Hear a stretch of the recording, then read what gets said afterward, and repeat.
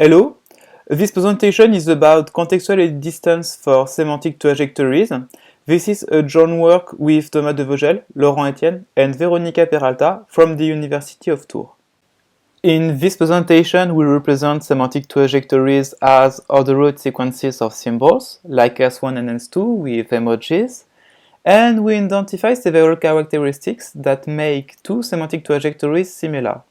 First of all, daily activities performed are similar and generally performed in the same temporal order. And also, some activities are usually repeated, like move activities because they can be split by a third-party activity. As well, frequent items like home are also repeated. And so, to take into account these particularities, we create CED, a new similarity measure based on edit distance.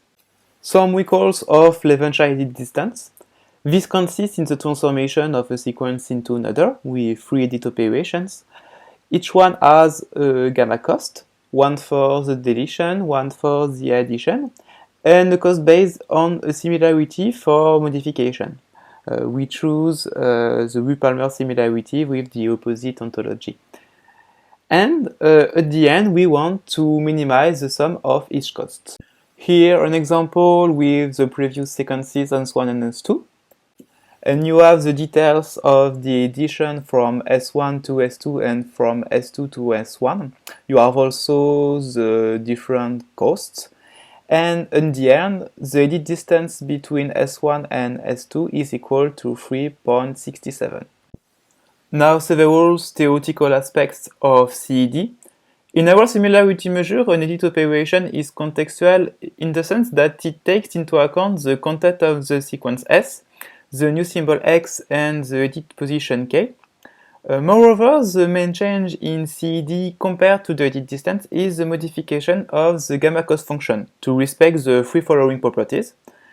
One, gamma depends on the content of the edited sequence S, the new symbol X, and the edit position K, which is a corollary of the definition of the contextual edit operations. 2. The addition cost of temporal and semantical closed symbols in the sequences law. And 3. Permutation of closed symbols in the sequence can be done with a low cost. Here you have the equation of gamma. The formula has two parts balanced by a wave alpha. The first part is the original cost of the edit distance, and the second part is the context-dependent cost. The key idea of this part is if there exists an index I close to k such that Si is similar to x, then the context-dependent cost is low.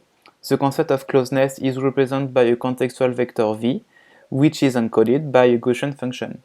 With such implementation, gamma respects the three previous properties and allows low cost for repetitions and permutations.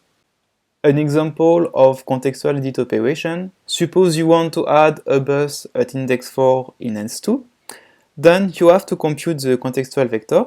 Here we use the blue Gaussian function to do this, and we obtain the following coefficients for v: 0.56, 0.87, 1, etc. And we use them in gamma. For the sake of simplicity, we will suppose alpha equal to 0, and we only compute the context-dependent part. If we look at the maximum, we see that the second term is the highest. Indeed, the second symbol of S2 is identical, so the similarity is equal to 1. And the second coefficient of the contextual vector is also quite high, with 0.87. Thus, the insertion cost here is equal to 0.13. We can do the same thing for all operations, and we can see that if a same or close symbol already exists in the sequence, then the addition cost is low compared to the edit distance. Note that here, the symmetry is not preserved, so we take the maximum score, like in the Hausdorff metric, as the result of CED. We obtained at the end a score equal to 2.97.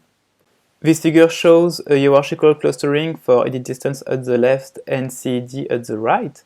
The main differences between the two dendrograms that can be noticed are for the two clusters orange and purple. For the orange, we can see that all sequences have the same or similar symbol, but exchanged. And for the purple, The context is similar with artistic activities and repetitions. These clusters are consequences of the new definition of the cost function. In the future works, we will experiment CED on biggest datasets and enhance CED with the time dimension. In particular, and more precisely, we will consider duration of activities. We also demonstrate some formal aspects of the contextual vector and investigate other domains of application, for example, analysis patterns in query log files.